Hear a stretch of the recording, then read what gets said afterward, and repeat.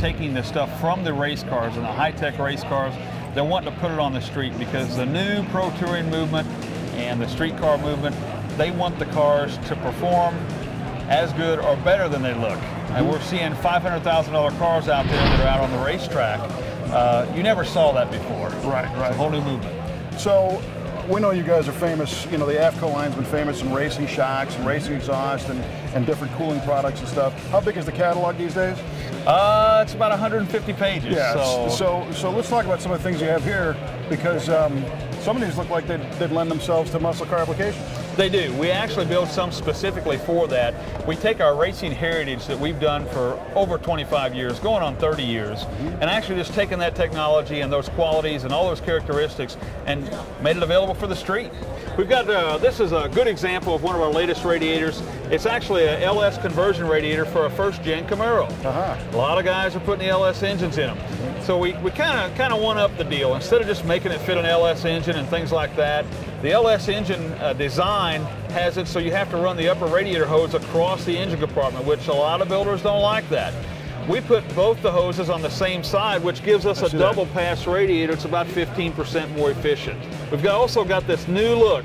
I want to tell everybody about this. This is the bad, this is the bad.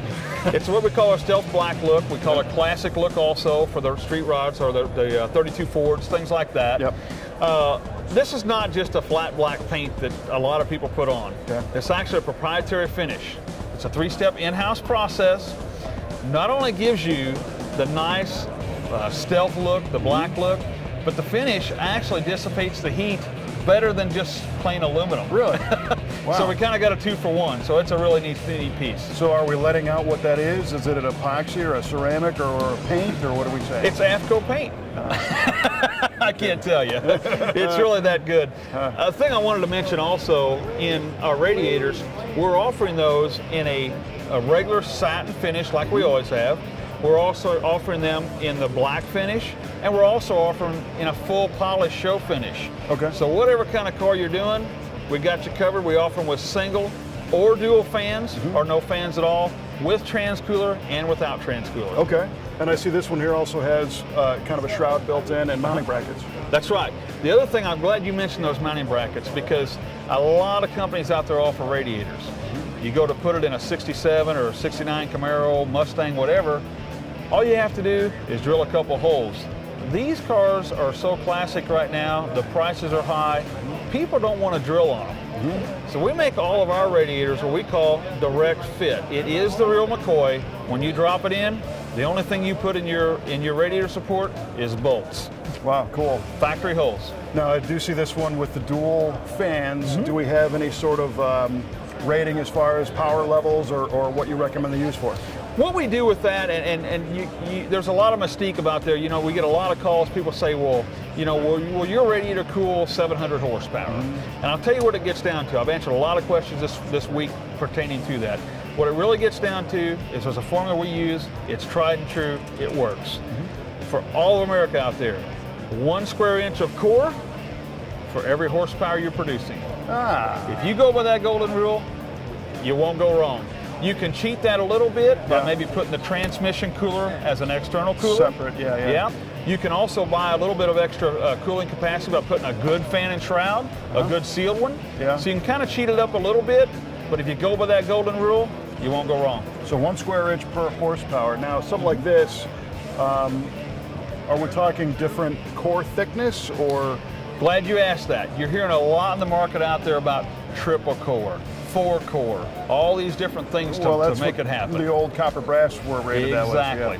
What happens is, let's just exaggerate it and let's go to the highest one, which is a 4 core. No doubt about it. There's more cooling surface there. However, you still have to get the air through it. So the airflow goes down, cooling surface is up.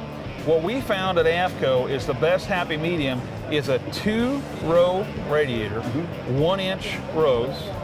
That gets you the best balance between airflow and actual cooling surface. Very cool. And that's what we use exclusively. It's interesting that you're willing to articulate that formula, because a lot of people, it's just voodoo, you know, kind of smoke. They don't know. Yeah, Nobody has anything to go by. And how about availability? You mentioned the first gen F cars. Do you have any other models for direct fit? You name it. I'll show you our catalog. We've got about 16 pages of direct fit. Wow. I mean, you name it. First gen Camaro, second gen Camaro, Dodge Coronets, Dodge Challengers, Dodge Chargers, Ford Mustangs, Ford Torinos, the whole deal. Stock engines and retrofits for? Stock engines and retrofits, yep. The other thing I want to mention, you talked about that retrofit, we build all of our radiators in-house. Okay. So let's say a guy calls, and they do, and they want to put a brand new Buick engine in a 58 Olds. We build all of our stuff in-house. We'll build you any radiator you want. We'll build you a custom, whatever you want.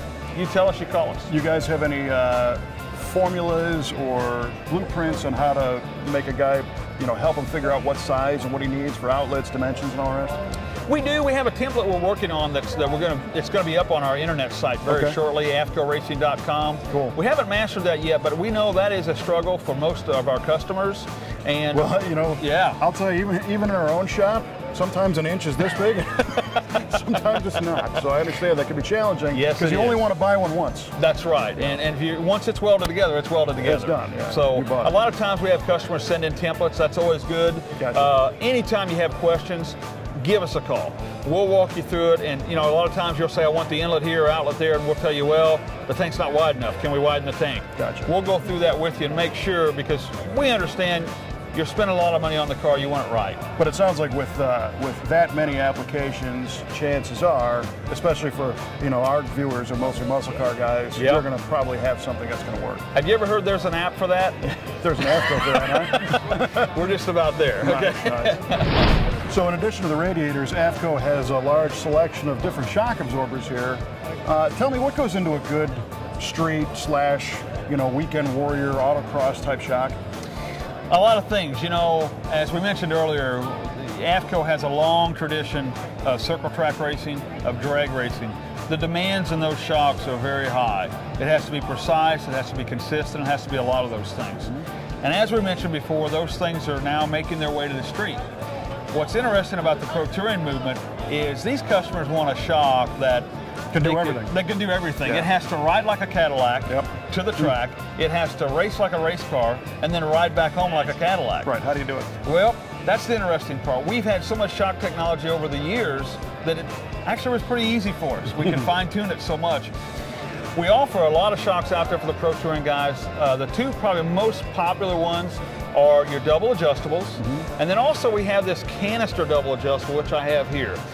This piece right here, basically what you have is it's a monotube style shock, so you get that big piston, a nice smooth ride. And this here is actually a reservoir that has a bladder inside it that you can put adjustable gas pressure in. And what's interesting about ours is there's a lot of shocks out there that you can adjust what we call the compression and the rebound. Sure, right. However, when you adjust one, it seems to affect the other.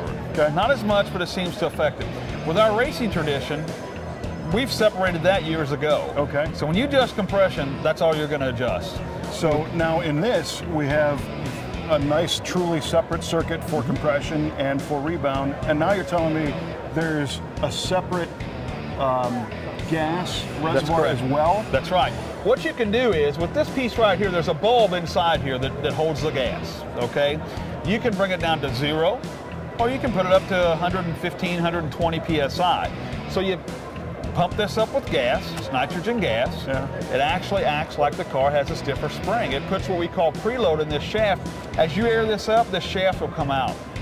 Oh, no kidding. That's correct. Wow. So is this whole thing is a gas system, or is this also hydraulic? It's hydraulic and gas. Yep, the gas is in the bulb.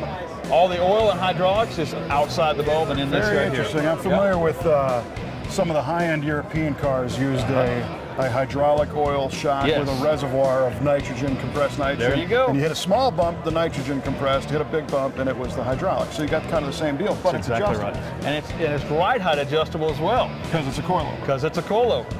Well, listen, we appreciate you taking the time. Hey, no problem. Cool stuff, and we'll have to investigate the rest, the other 155 pages of the catalog at a later date. All right, well, thanks for coming. Yep. Take care.